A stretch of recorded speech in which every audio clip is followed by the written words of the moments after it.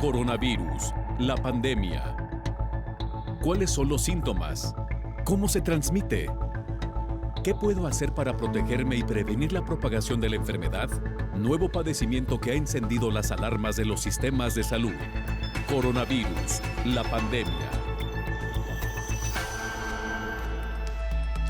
¿Cómo le va? Bienvenido a este programa especial de Coronavirus, la pandemia. Le recordamos que este programa es una producción de la Universidad de Guadalajara que se transmite desde el foro de Canal 44, la señal de todos, y que llega a México y América Latina gracias a la señal de las televisoras públicas que se suman a esta emisión. Saludamos con gusto también a nuestra audiencia en Radio Universidad de Guadalajara. Hoy, 28 de febrero, en el que estamos conmemorando o recordando la llegada del primer caso de COVID-19 a México. Antes de entrar con esta recapitulación de lo que le hemos presentado a usted a lo largo de la semana, vamos con nuestro compañero Pablo Gómez, corresponsal de la agencia EFE, quien nos presenta el más reciente informe de la Organización Mundial de la Salud. Hola, ¿qué tal? Buenos días, Belén. Buenos días a todo el auditorio de Canal 44. Los contagios de coronavirus siguen creciendo y se acercan a los 112 millones y medio en el mundo, según los últimos datos ofrecidos por la Organización Mundial de la Salud. La COVID sumó más de 246.000 nuevos contagios después de haber superado en la jornada previa la cifra de 400.000 por primera vez desde el pasado 14 de febrero. El total de fallecidos a nivel global ronda los 2,5 millones, sumando algo más de 6.700 en las últimas horas, reduciendo considerablemente los 10.500 notificados el jueves. Por regiones, América ya supera los 50 millones de casos positivos y está cerca de 1,2 millones de muertes. Le sigue Europa, por encima de los 38 millones de casos y de los 850.000 fallecidos, y muchos menos contagiados tiene el sudeste asiático, alrededor de 13,5 millones, con unos 207.000 muertos. Le sigue a continuación el Mediterráneo oriental, más de 6,3 millones de casos y casi 144.000 muertos, y África por encima de 2,8 millones de positivos y unos 71.500 fallecidos. El ranking de países está encabezado por Estados Unidos, que supera ya los 28 millones de casos. La India sobrepasa los 11 millones, Brasil está por encima de los 10,3 millones y Rusia y Reino Unido sobrepasan ambos los 4 millones. En cuanto a número de fallecimientos, Estados Unidos ya supera el 500.000, Brasil prácticamente se sitúa en los 250.000, México está en torno a los 183.000 y después le sigue India con unos 157.000. Además, la OMS hacía un llamamiento en las últimas horas a priorizar las acciones contra el COVID de larga duración, un fenómeno que afecta a una cuarta parte de los pacientes un mes después de haber superado la infección y a 1 de cada 10 hasta 12 semanas más tarde. De acuerdo con un informe elaborado por el Observatorio Europeo de Sistemas y Políticas de Salud, dolores musculares y en el pecho, fatiga, problemas de respiración y lagunas mentales son algunos de los síntomas que manifiestan quienes sufren este denominado COVID persistente. Reportó desde Europa Pablo Gómez para el programa Coronavirus, la pandemia. Esta semana dedicamos algunos de nuestros programas a hablar de una de las consecuencias que provoca en el organismo la presencia del SARS-CoV-2 y nos referimos a las trombosis. Se estima que el 20% de los pacientes graves con COVID-19 presentan esta condición. Advierten especialistas que uno de los principales riesgos asociados a la COVID son las complicaciones trombóticas o de circulación que pueden aparecer tanto en el sistema arterial como en el sistema venoso, sobre todo en los enfermos graves. Se ha explicado que este efecto se debe a la desmedida respuesta del sistema inmunitario en la lucha contra el virus, que genera sustancias coagulantes, por ejemplo, el fibrinógeno. Esta molécula llega a estar en concentraciones hasta 2 o 3 veces por encima de su nivel normal, que inducen a la formación de coágulos al superar los mecanismos anticoagulantes naturales. Según especialistas angiólogos, la incidencia de las trombosis en pacientes que han tenido COVID-19 estiman que puede afectar hasta un 20% de los pacientes contagiados, sobre todo los enfermos críticos o con una presentación más grave de la enfermedad, aunque también se ha visto en pacientes que lidiaban con enfermedad en casa. Otros de los factores de riesgo para la aparición de coágulos en pacientes con COVID son el sedentarismo, la edad superior a 70 años, el sobrepeso, los antecedentes de enfermedad oncológica o la trombofilia, predisposición genética a tener problemas trombóticos. Las complicaciones derivadas de estas trombosis son diversas, aunque muchas pueden ser graves, lo que aumentaría el riesgo de mortalidad asociado a la COVID-19. La forma más frecuente de presentación de estos problemas es en forma de trombosis venosa profunda o bien de tromboembolismo pulmonar. De entre estos dos, la última es la complicación más grave, ya que se impide el paso de la sangre al pulmón para su correcta oxigenación. Además, suele agravar los problemas respiratorios provocados por el coronavirus, que ataca especialmente al tejido pulmonar, informó Rocío López Fonseca. El infectólogo Héctor Raúl Pérez Gómez hace un recuento del informe y los protocolos emitidos por la misión conjunta de la Organización Mundial de la Salud y China hace un año sobre los pasos en la preparación para prevenir la expansión del virus SARS-CoV-2. De aquel momento en que la Comisión Conjunta de la Organización Mundial de la Salud y China hacen un repaso de lo ocurrido durante los 2 primeros meses de pandemia, hacen además una serie de visitas a lugares clave en Wuhan para determinar, primero, posibles orígenes, segundo, establecer estrategias para el control. Fíjate, en ese tiempo se hablaba para el control del brote, ¿no? Era tan circunscrito en ese tiempo a Wuhan, a China, y bueno, pues sabemos lo que ha ocurrido a lo largo de los meses en que tenemos una pandemia con mucha intensidad, afectando a 192 países y regiones del mundo. Pero en ese momento el trabajo conjunto pues hablaba, entre otras cosas, de lo importante que sería la generación de cercos sanitarios, que sí cumplió China, Wuhan en particular. Recordarás que muy pronto, en esas fechas, ellos cierran los vuelos desde y hacia Wuhan específicamente, tanto los vuelos domésticos como los vuelos internacionales. Entran a un confinamiento absoluto, con mucha vigilancia de la autoridad, y además de lo anterior, pues establecen algunas medidas de atención urgente, como fue la construcción de hospitales en tiempo récord, 2 semanas para tener un par de hospitales para atención de pacientes con COVID ahí ya listos y dispuestos. Pues una respuesta impresionante de China, pero también en contrapartida, pues una serie de críticas internacionales, particularmente de los Estados Unidos en ese tiempo, argumentando que había ocurrido una tardanza tanto de China para informar como de la Organización Mundial de la Salud para responder. Los Estados Unidos, recordarás, a la postre deciden salir de la Organización Mundial de la Salud, lo cual ahora se ha revertido con la llegada del presidente Biden. El gran reto que representan ahora las nuevas variantes, no solo las nuevas variantes, un gran reto que puede representar incluso una sola mutación, porque estas nuevas variantes, o aunque sean mutaciones aisladas que no necesariamente den pauta para denominar como nueva variante a una determinada cepa, pues entre otras cosas puede afectar el desempeño de las vacunas por la posibilidad de que las personas, tanto infectadas previamente como vacunadas, al infectarse con una nueva variante, la respuesta inmune que esa persona desarrolló en su momento no logre contener de forma óptima y eficaz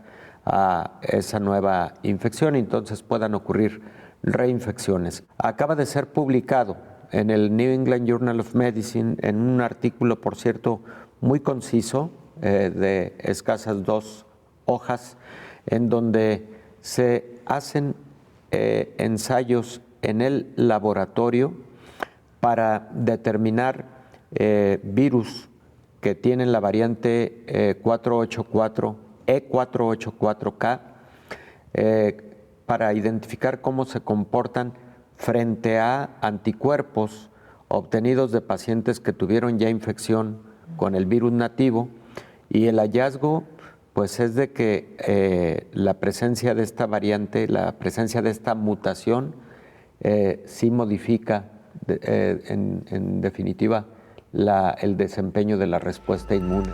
Hacemos nuestra primera pausa, regresamos con más información.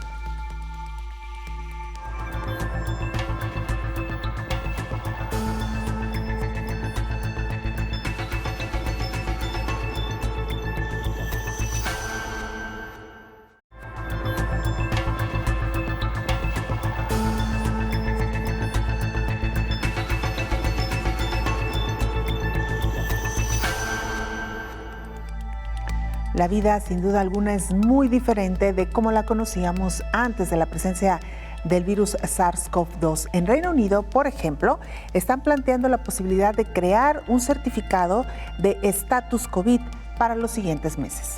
La vacuna contra la COVID-19 es la principal apuesta en Reino Unido para abrir las actividades, pero también se plantea la creación de un certificado de estatus COVID para la movilidad. Reino Unido planteó 4 etapas de desconfinamiento para levantar gradualmente las restricciones del 8 de marzo al 21 de junio. El 8 de marzo está previsto el regreso a clases. El objetivo es ofrecer una primera dosis a todos los niños de los grupos de 5 a 9 años antes del 15 de abril. Además, ofrecería una primera dosis a todos los adultos a finales de julio. A partir del 8 de marzo, las personas podrían reunirse con una persona fuera de su hogar para recreación al aire libre, como tomar un café en un banco o hacer un picnic en un parque, además de hacer ejercicio. Además, Reino Unido planteó el papel potencial de una certificación de estatus COVID para ayudar a que los lugares abran de una manera segura, informó Elizabeth Ortiz.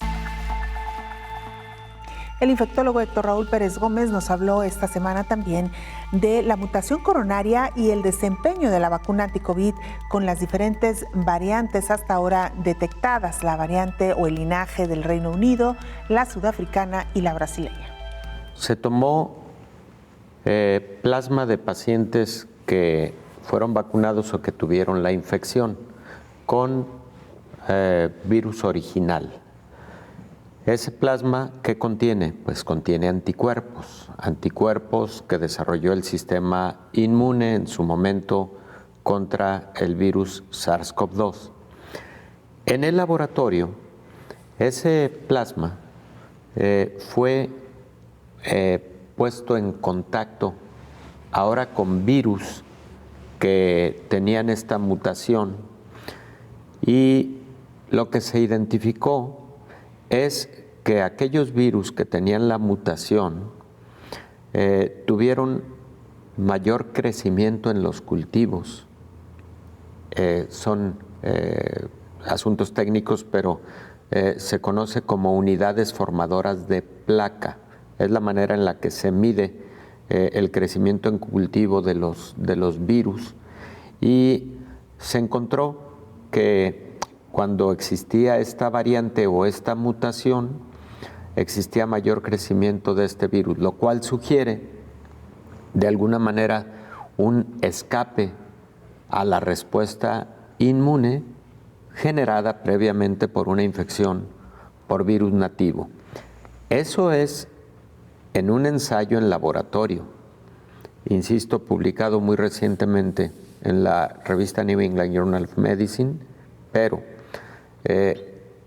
eso necesita revisarse ahora en el panorama clínico. Vamos, quien tuvo una infección y está documentado que tuvo respuesta inmune, o quien fue vacunado y fue documentado que hizo una buena respuesta inmune, si llegara a tener una reinfección, ¿qué con esa reinfección? ¿Está siendo causada por un virus que tiene una mutación? ¿Cuál mutación es?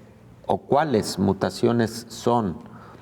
Porque en ese sentido, una de ellas, la E484K, que es una mutación que comparten tanto la cepa de Sudáfrica como la cepa brasileña, se ha sugerido que podría sí modificar el buen desempeño de las vacunas. Entonces, incluso algunas farmacéuticas han planeado estrategias para modificar la estructura de sus vacunas en aras de ir dando cobertura a las cepas que han ido surgiendo, sobre todo la cepa británica, la sudafricana, la cepa brasileña, y con esto brindar una mejor cobertura y desempeño del sistema inmune, ¿no? AstraZeneca particularmente lo ha hecho manifiesto. Es fundamental el monitoreo microbiológico, porque eso es lo que le permite a las farmacéuticas decidir, y bueno, por supuesto a las agencias internacionales, cómo es que deberá irse modificando el rumbo del diseño y la distribución de vacunas a nivel mundial. Todo un reto, indudablemente. COVID-19 es la infección que más genera esta complicación.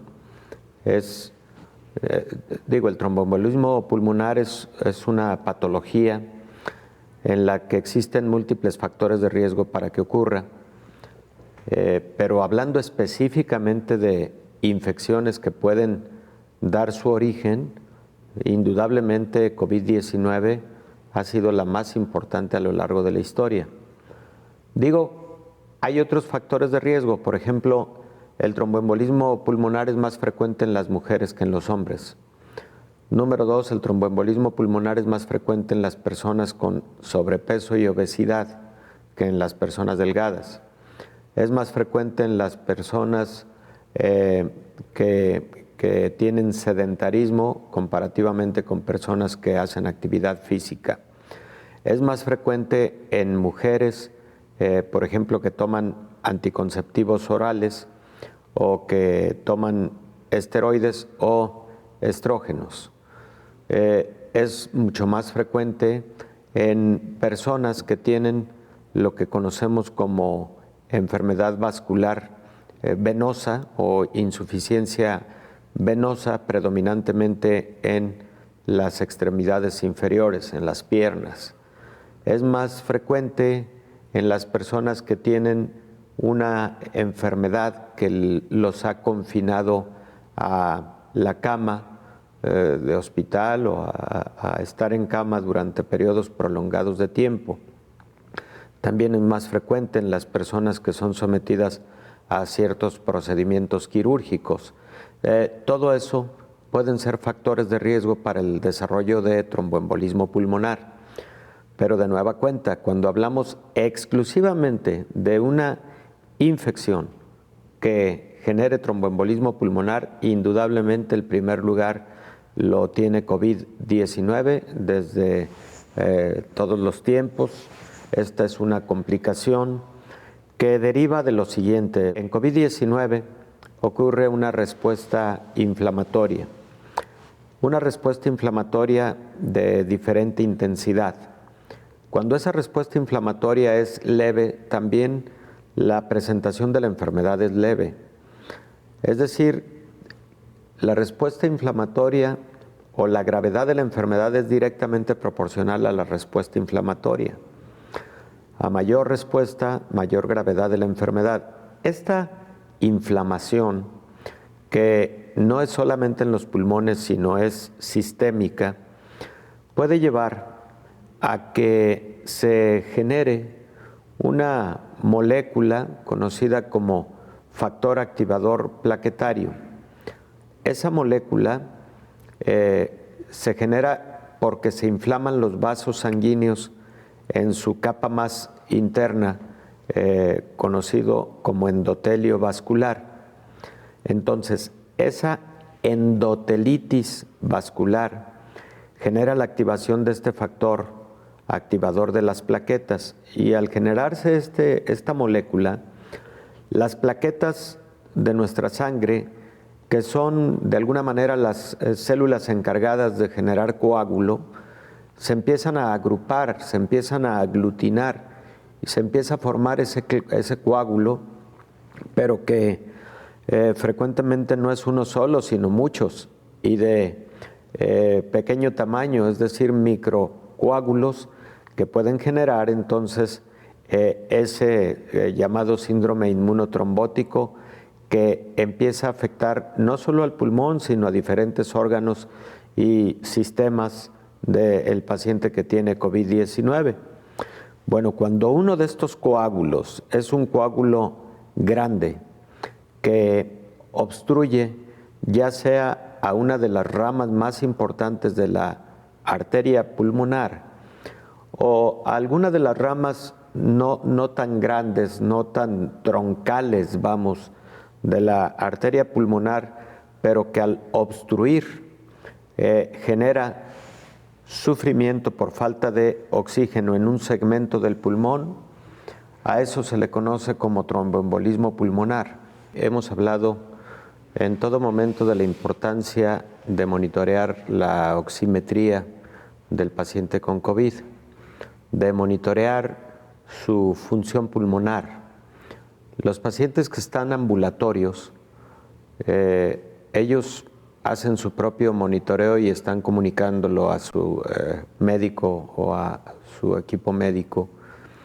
Y un paciente que, teniendo estabilidad en cuanto a las cifras de oximetría, por ejemplo, manejando 94, 95 de oximetría y estando con síntomas de COVID, presenta un deterioro súbito de la función respiratoria, identificando, por ejemplo, que de haber tenido 94 de oximetría, en pocas horas esa oximetría cae a 85 y el paciente tiene súbitamente síntomas respiratorios. Ojo, ese paciente pudo haber tenido un tromboembolismo pulmonar.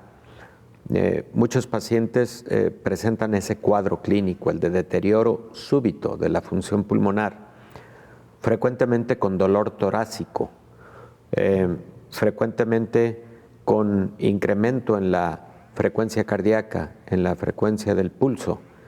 Y en esos casos, uno de los diagnósticos que deben entrar en el análisis del clínico es el de tromboembolismo pulmonar. Al paciente hay que llevarlo a la realización de algunos estudios de imagen, por ejemplo, entre los cuales uno de gran valía es el que corresponde a angiotomografía o tomografía pulmonar con medio de contraste, si la función renal permite la utilización de medio de contraste. Otro aspecto que habrá que medir es la presión que tiene la arteria pulmonar, porque un incremento súbito de la presión de la arteria pulmonar puede ser un indicador de que el paciente ha tenido un tromboembolismo pulmonar. Y entonces, bajo esas circunstancias, si se confirma el diagnóstico, el paciente, entre otras cosas, debe recibir anticoagulación. Existen múltiples fármacos para brindar anticoagulación. El más importante es heparina, es el que más se utiliza en casos de tromboembolismo pulmonar. Ya existen medicamentos alternos a la heparina, que son incluso fármacos que se pueden utilizar por vía oral, aunque en un episodio agudo lo habitual es heparinizar o anticoagular con heparina a estos pacientes. Una pausa, regresamos con más.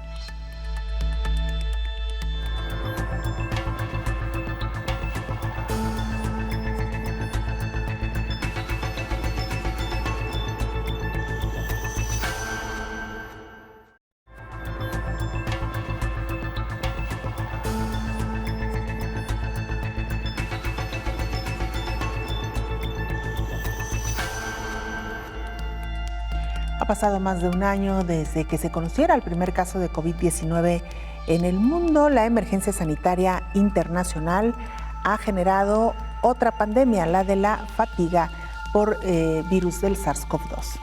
El 25% de la población mundial podría estar desarrollando ya alguna enfermedad mental crónica como consecuencia de la pandemia, como la depresión o ansiedad. Así lo advirtió desde el inicio de los confinamientos la Organización Mundial de la Salud.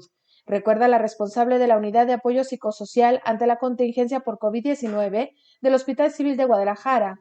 Marcela Palacios, Minacata.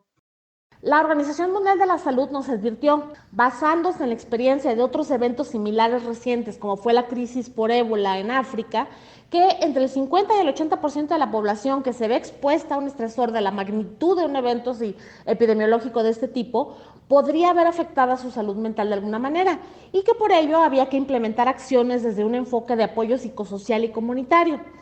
Sí tenemos que ser muy conscientes que la contingencia sanitaria por la que estamos atravesando desde hace casi un año es uno de los momentos más complicados a nivel emocional a los que hemos tenido que enfrentarnos como individuos y como sociedad prácticamente en el último siglo.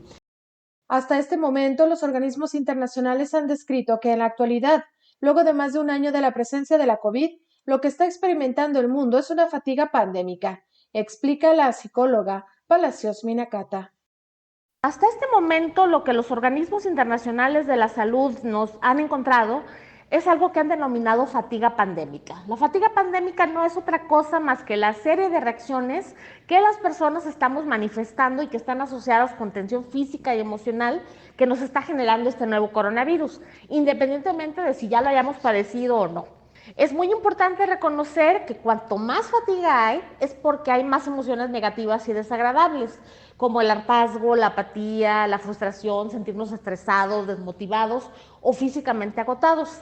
Otra de las causas de la fatiga pandémica es un estado llamado de hipervigilancia, es decir, que al vivir amenazados permanentemente por algo que no podemos ver a simple vista, pero sabemos que está presente y pone en riesgo nuestra integridad física y la de los seres queridos. Al estar a la expectativa, desgasta emocionalmente y agota, informó Rocío López Fonseca. Vamos con nuestra compañera Nerea González. Ella es corresponsal de la agencia EFE en Sudáfrica para escuchar el informe que nos tiene desde ahí. Hola, ¿qué tal? Buenos días, Belén, y buenos días a todo el auditorio de Canal 44 desde Johannesburgo. Aquí, aunque Sudáfrica se mantiene como el país de África más golpeado por la pandemia, con algo más de 1,5 millones de casos acumulados y casi 50.000 muertes, hay que decir que la incidencia del coronavirus ha bajado mucho en las últimas semanas y en los últimos días, por ejemplo, el número de nuevos casos reportados por jornada se ha mantenido por debajo del millar. Este respiro lo está aprovechando ahora Sudáfrica para comenzar con la vacunación de los trabajadores sanitarios.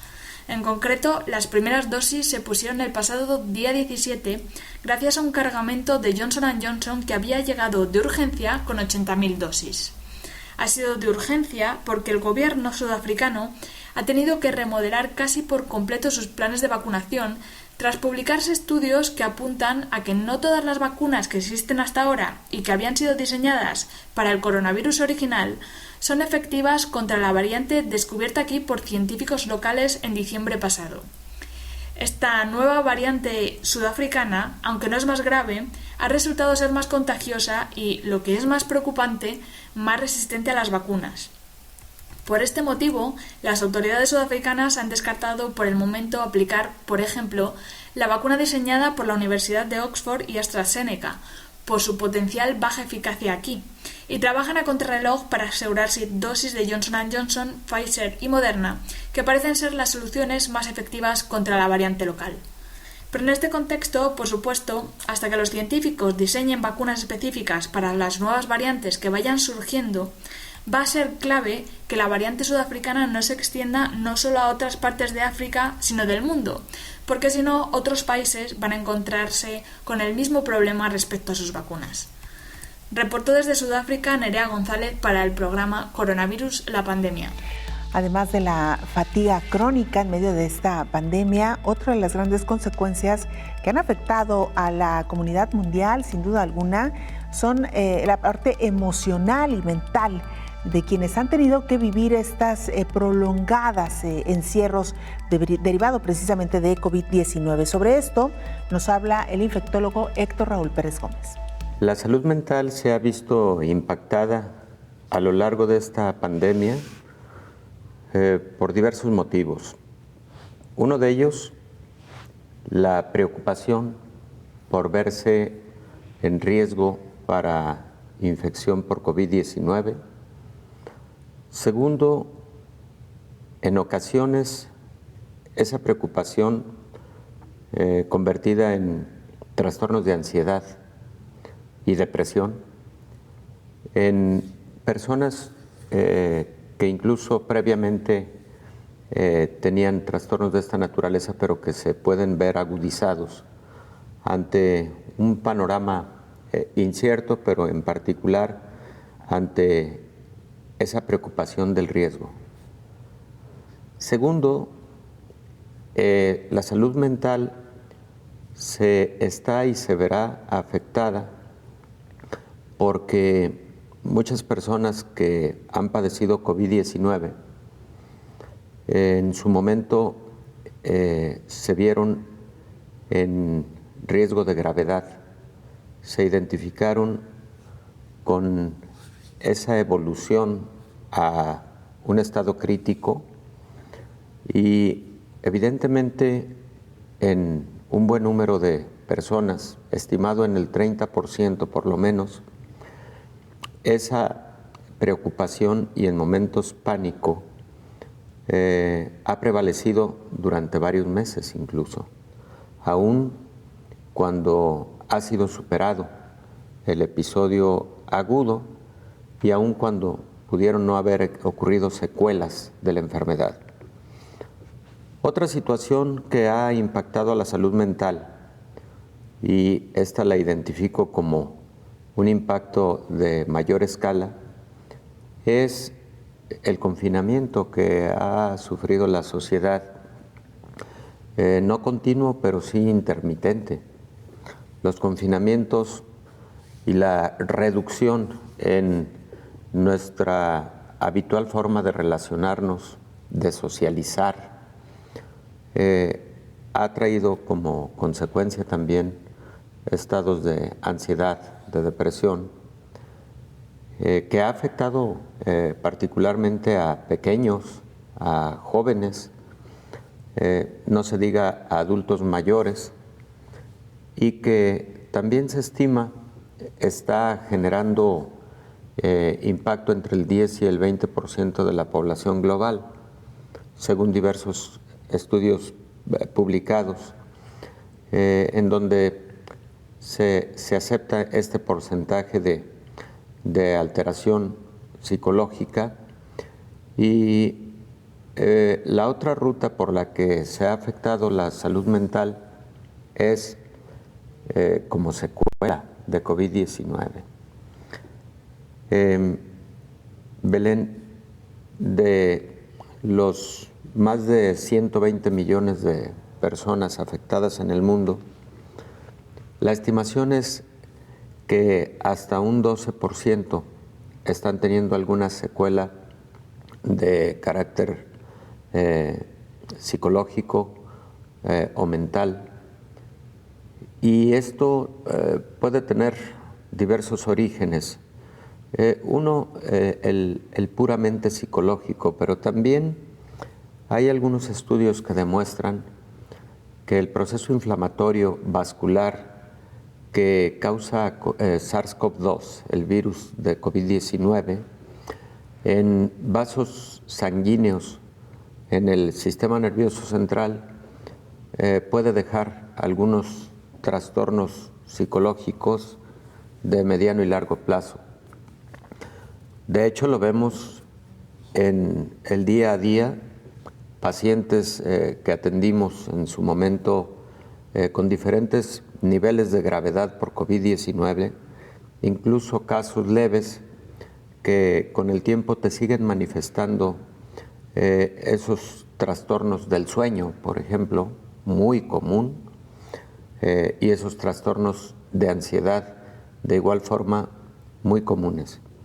Aún cuando insistes con los pacientes respecto de que se encuentran fuera de riesgo para la vida, aun cuando ha quedado muy claro que el episodio agudo pasó, se resolvió y el paciente se encuentra sin ningún riesgo adicional, las personas pueden seguir teniendo esos trastornos psicológicos. Entonces, creo que son las rutas por las cuales se ha visto muy impactada la salud mental. Y voy a una última, breve, el impacto económico, el desempleo, la incertidumbre por todos esos aspectos que han sido también flagelados por COVID-19 y que sabemos a nivel global una contracción de la economía que está en el 8% y que seguramente no podrá tener, al menos para algunos países, una recuperación suficiente durante los próximos 2 años. La estimación es que esa contracción global del 7 a 9% que ha tenido la economía mundial, también de forma global no tendrá una recuperación mayor al 3% en los próximos 2 años. Eso va a seguir teniendo la generación de problemas de empleo y de ingresos económicos. Esa incertidumbre impacta mucho. Vamos a nuestra última pausa, regresamos con mucho más.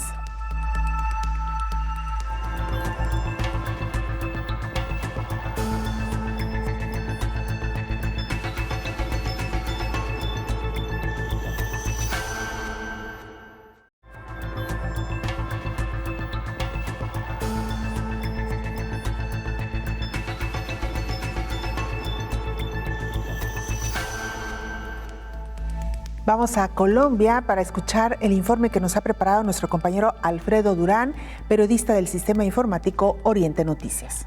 ¿Qué tal? Un saludo muy especial desde Colombia. Iniciamos con toda la información del COVID-19 en esta parte del mundo. Pues la cifra a la fecha, más de 2.224.000 personas han contraído el coronavirus, de las cuales cerca de 2.183.000 se han recuperado satisfactoriamente, lo que quiere decir que cerca de 36.000 son los casos que hoy se encuentran activos en todo el territorio nacional, una cifra alentadora y que se ha venido reduciendo según las autoridades sanitarias, pero sin embargo que no hay que bajar la guardia. De estos 36.000 casos que hoy se registran a nivel nacional, el 96% se recuperan en casa, mientras que el 17% se recupera en los hospitales.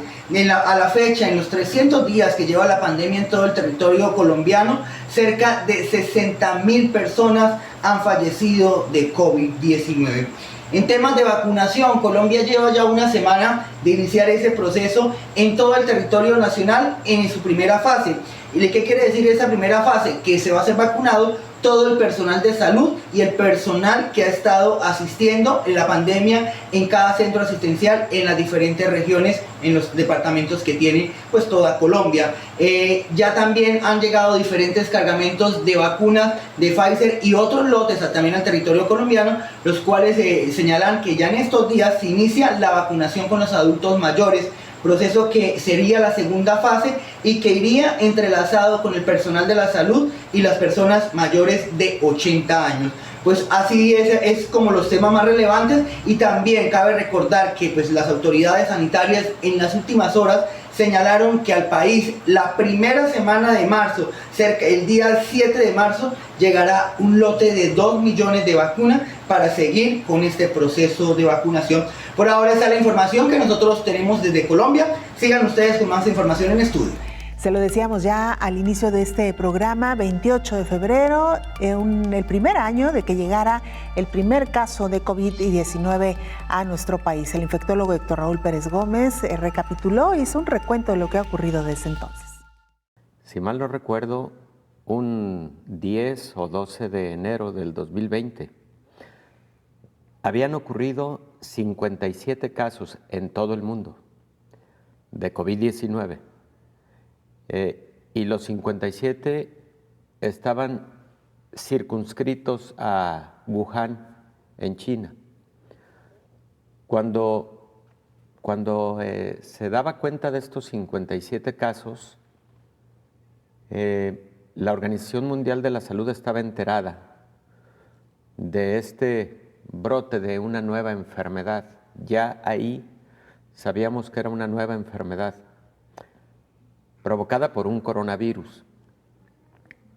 Todavía no tenía el nombre de COVID-19, que teníamos que recordar lo que ocurrió con el SARS de 20 años previos y con el MERS de 10 años previos en China y en Arabia Saudita respectivamente, para evitar que esta nueva enfermedad se convirtiera en una epidemia.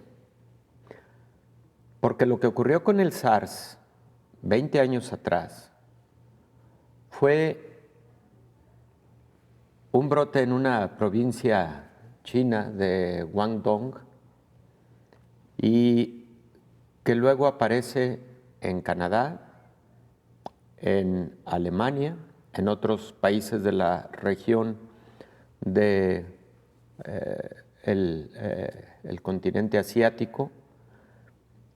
Y la preocupación con respecto al SARS era particularmente la letalidad, una letalidad del 10%.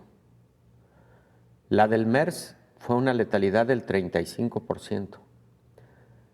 Hubo mucho trabajo internacional para contener el SARS y finalmente con el SARS se tuvieron un total de 8,000 o 9,000 casos, pero con una letalidad del 10%. Y con el MERS una letalidad del 35%, pero ocurrieron 2,000 casos aproximadamente y solo en Arabia Saudita.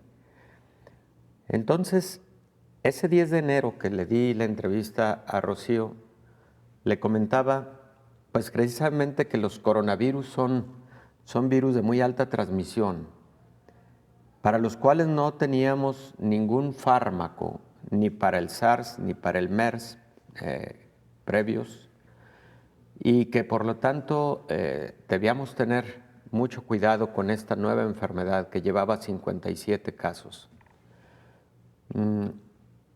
Creo que la comunidad internacional, pero sobre todo la autoridad sanitaria, internacional incluso, no solamente la Organización Mundial de la Salud y la Autoridad Sanitaria de China,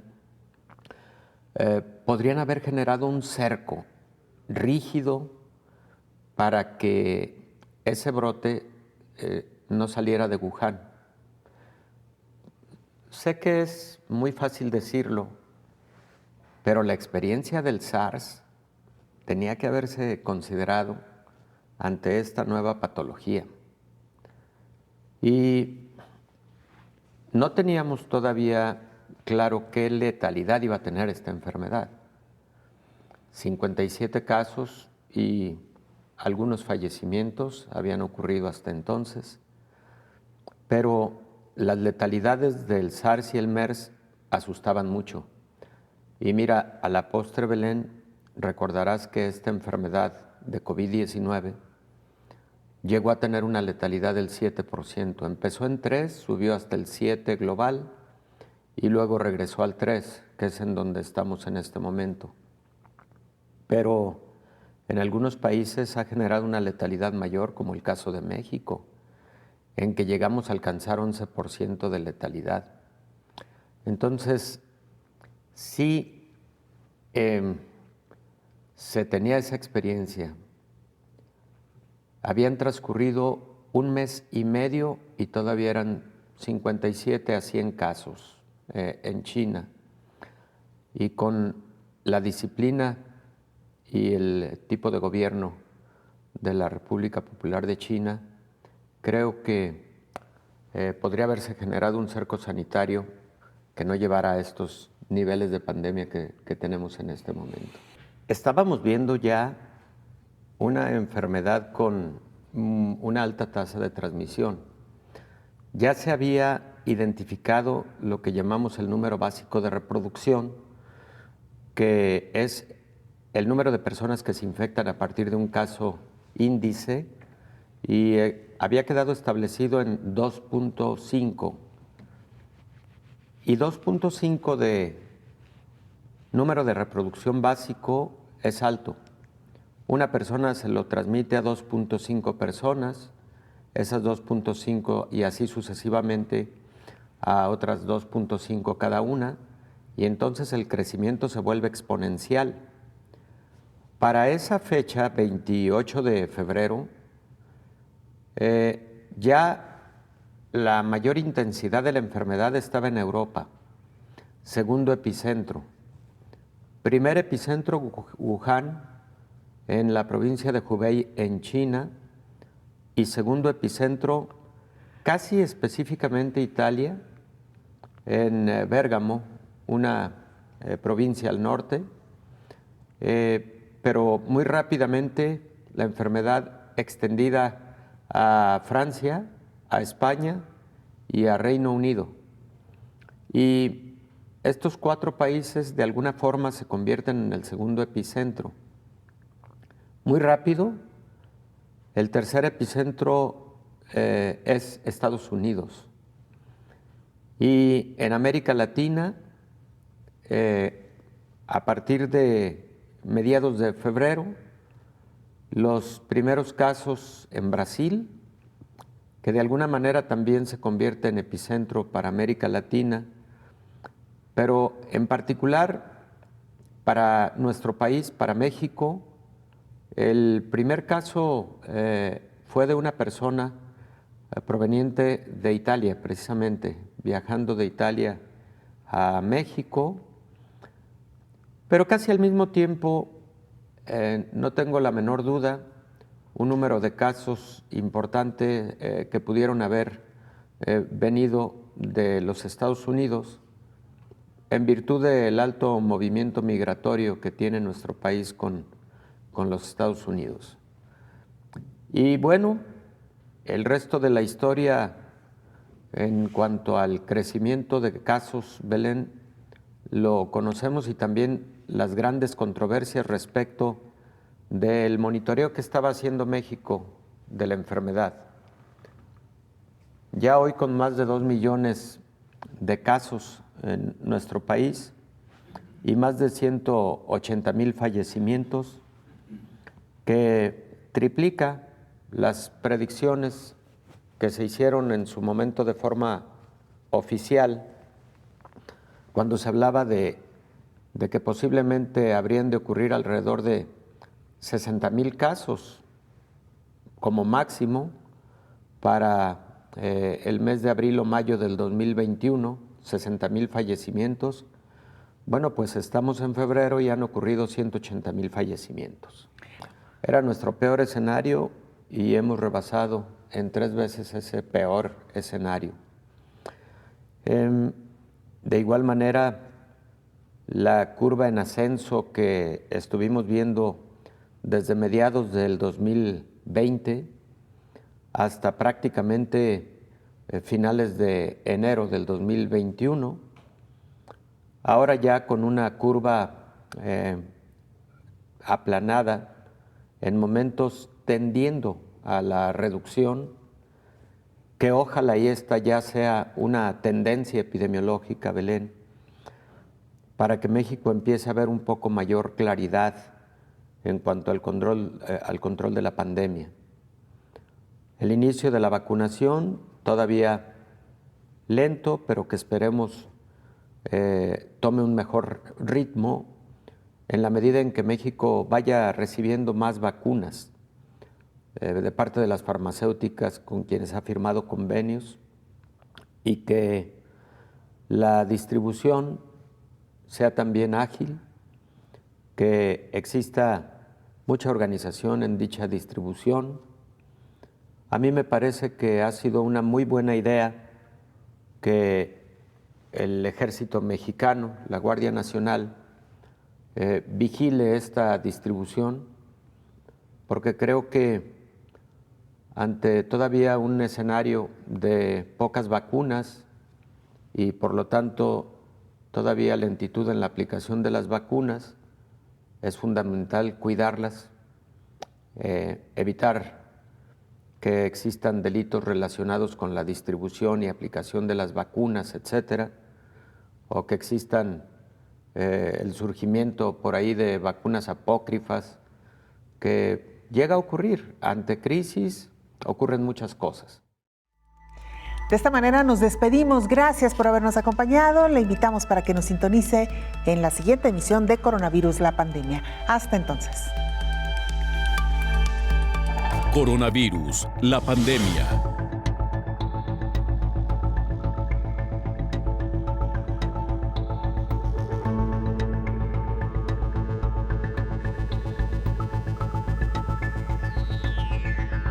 Coronavirus, la pandemia.